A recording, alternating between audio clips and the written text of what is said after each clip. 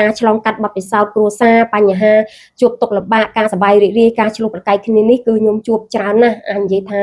16ឆ្នាំមកហើយអញ្ចឹង16ឆ្នាំខ្ញុំជឿថាខ្ញុំមានបទពិសោធន៍គ្រប់គ្រាន់សម្រាប់នៅក្នុងការចែករំលែកទៅអ្នកទាំងអស់គ្នាឬក៏ដំណោះស្រាយណាដែលខ្ញុំអាចធ្វើទៅខ្ញុំទទួលបានសមិទ្ធផលទៅខ្ញុំក៏ចង់ប្រាប់អ្នកទាំងអស់គ្នាបន្តទៀតខ្ញុំអត់ចង់ឲ្យអ្នកទាំងអស់គ្នានៅលិចលង់ជាមួយនឹងបញ្ហាដែលកំពុងជួបនៅលិចលង់ជាមួយនឹ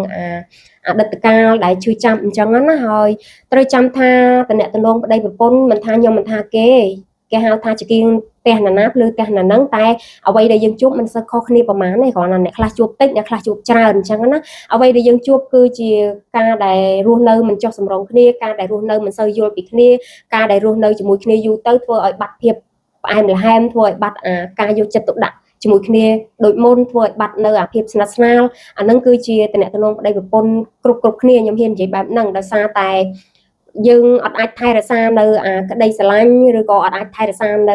ភាពផ្អែមល្ហែមភាពល្អជាមួយគ្នាដូចដើមកាលពីយើងទៅតែស្រឡាញ់គ្នាដំបូងទេដោយសារតែពេលដែលយើងចាប់ដៃគ្នារហូតដល់ជាង10ឆ្នាំហើយយើងជួបបទពិសោធន៍ជីវិតជាច្រើនយើងជួបស្ថានភាពគ្រួសារយើងជួបបញ្ហាហិរញ្ញវត្ថុយើងជួបបញ្ហាការងារបញ្ហានៅជុំវិញខ្លួនយើងជួបបញ្ហាកូនចៅយើងអញ្ចឹងយើងធ្វើឲ្យយើងបែងចែកនៅសេចក្តីសុខទាំងអស់ហ្នឹងទៅរឿងកើតຕົកច្រើនធ្វើឲ្យយើងភ្លេចនៅអ្វីដែលជាសេចក្តីសុខសម្រាប់ផ្ដល់ឲ្យគ្នាទៅវិញទៅមកអញ្ចឹងណាអញ្ចឹងអ្វីដែលខ្ញុំចេញមកនិយាយខ្ញុំសង្ឃឹមថាអ្នកទាំងអស់គ្នាព្យាយាមស្វែងយល់ព្យាយាមសិក្សានៅតំណែងប្តីប្រពន្ធនឹងឲ្យបានច្រើនជាងមុនបើសិនជាតំណែងមួយហ្នឹងគេមិនបានក្បត់យើងទេឬក៏គេមិនបានប្រើហិង្សាមកលើយើងទេខ្ញុំគិតថាអ្វីដែលយើងអាចសម្រួលគ្នាបានយើងក៏សម្រួលទៅអញ្ចឹងណាដោយសារតែខ្ញុំដឹងថាតំណែងប្តីប្រពន្ធឬក៏ជាគូសង្សារពាក្យថាក្បត់នេះមួយគឺលុបបំបាត់នៅអំពើល្អអស់ហើយមិនថាគាត់ល្អនៅ10រឿងតែបើគាត់ក្បត់តែមួយរឿងក៏យើងពិបាកនឹងលុបចោលយើងក៏ពិបាកនឹងបំភ្លេចដែរខ្ញុំជឿថាមនុស្សស្រីគ្រប់គ្នាគឺទទួលបានអារម្មណ៍ក្បត់នឹងអត់បានទេទទួលយកអត់បានទេខ្ញុំជឿបែបហ្នឹងអញ្ចឹងបានថាបើសិនជាយើងគ្រាន់តែអស់អារម្មណ៍ល្អមួយគ្នាយើងគ្រាន់តែអស់សេចក្តីមើលថែ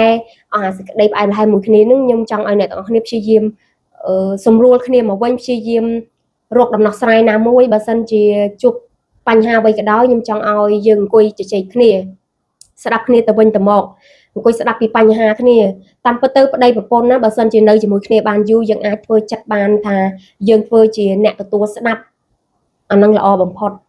ប្តីអាចទទួលស្ដាប់នៅរឿងរបស់ប្រពន្ធបានប្រពន្ធអាចទទួលស្ដាប់នៅរឿងរបស់ប្តីបានណាខ្ញុំជឿថាជីវិតប្តីប្រពន្ធនឹងគឺដើរទៅអត់សូវមានបញ្ហាទេតែអ្វីដែលយើងមានបញ្ហាដោយសារតែយើងមិនអាចទទួលស្ដាប់រាល់បញ្ហារបស់គ្នាបានយើងមិនអាចទទួលនៅរាល់ការកែតម្រូវរបស់គ្នាបានយើងគិតថាយើងធ្វើនេះត្រូវយើងគិតថាធ្វើនេះយើងល្អហើយយើងមិនស្ដាប់ដៃគូរបស់យើងទៅធ្វើឲ្យយើងនេះឃ្លាតគ្នាធ្វើឲ្យយើងអស់អាភាពផ្អែមល្ហែមជាមួយគ្នាអញ្ចឹងណាអញ្ចឹងបើសិនជាមានបញ្ហាអ្វីក៏ដោយយើងទទួលស្ដាប់ដៃគូរបស់យើងឲ្យបានច្រើនបើសិនជាគាត់កំពុងតែជួបបញ្ហាជួបទុក្ខលំបាកគាត់មកប្រាប់យើងអីយើងកុំឲ្យទៅស្ដីបន្ទោសគាត់ថែមយើងអ្វីដែលយើងធ្វើបានយើងអង្គុយស្ដាប់ឬក៏យើងលើកទឹកចិត្តគាត់បន្តិចបន្តួចទៅបើសិនជាយើងជាមនុស្សដែលមិនចេះនិយាយអីសោះក៏យើងត្រូវតែចេះលើកទឹកចិត្តប្រពន្ធរបស់យើងដែរអញ្ចឹងណាហើយបើសិនជាមនុស្សស្រីបើសិនជាយើងមិនចេះអ្វីសោះក៏យើងត្រូវតែចេះលើកទឹកចិត្តប្តីទៅអញ្ចឹងណាហើយប្តីប្រពន្ធ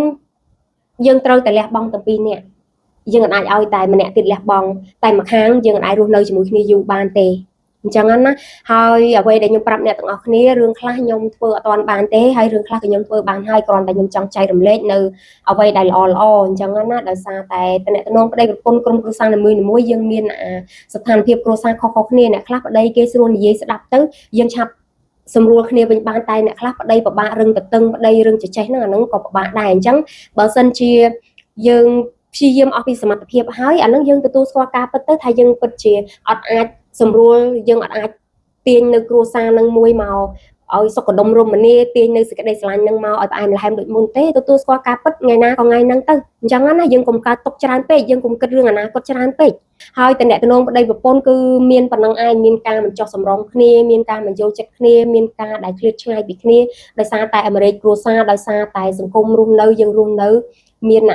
social media ច្រើនពេកទៅធ្វើឲ្យយើងពេលខ្លះញ៉ាំបាយស្ទើរនឹងមិនបានញ៉ាំបាយជុំគ្នាពេលខ្លះគេងមិនដែលសឹងមិនបាននិយាយមួយគ្នាម្នាក់ចុចទូរស័ព្ទរៀងៗខ្លួនអញ្ចឹងធ្វើឲ្យយើងឃ្លាតឆ្ងាយដោយសារតែសង្គមដែលយើងរស់នៅនឹងធ្វើឲ្យយើងនៅជាមួយគ្នានៅក្រែមួយគ្នាក៏ធ្វើឲ្យយើងស្ទើរនឹងមិននិយាយរកគ្នាទៀតអញ្ចឹងដោយសារយើងមានអ្វីមកកំដរអារម្មណ៍ហើយអញ្ចឹងខ្ញុំក៏សង្ឃឹមថាអ្នកទាំងអស់គ្នាព្យាយាមកសាងនៅតំណែងនឹងឲ្យអស់ពីលទ្ធភាពតែមិនមែនឲ្យតែម្នាក់ដៃគូម្នាក់ប្រឹងតែម្នាក់ឯងយើងត្រូវតែប្រឹងទាំងសងខាងពាក្យថាដៃគូគឺជា ចាប់ពី2ឡើងមានន័យថាម៉េចពីអ្នកប្តីប្រពន្ធយើងហើយមានកូនមានចៅអានឹងគេហៅថាពី2ឡើងហើយមាន2ឡើងនឹងមានអ្នកទី3មកចូលរួមជាមួយហ្នឹងមែនទេណាមានន័យថាពាក្យថាក្រុមគ្រួសារមួយគឺយើងកសាងជាមួយគ្នាប្តីហើយនឹងប្រពន្ធអញ្ចឹងបើសិនជាយើងចង់ឲ្យគ្រួសារមួយមាននៅសេចក្តីសុខភមង្គលយើងត្រូវតែមនុស្សទាំងពីរអ្នកនេះព្រួតដៃគ្នាចាប់ដៃគ្នាដើម្បីកសាងជាមួយគ្នាមិនមែនប្រឹងតែម្នាក់ឯងទេប្រឹងតែម្នាក់ឯងអាចទៅមុខរួចទេអញ្ចឹងណាហើយខ្ញុំក៏សង្ឃឹមថាអ្នកទាំងអស់គ្នាបានឃើញស្ដាប់វីដេអូខ្ញុំហើយក៏មើលទៅជីវិតគ្រួសាររបស់យើងកំពុងជួបប្រទះអ្វីខ្លះយើងក៏ព្យាយាម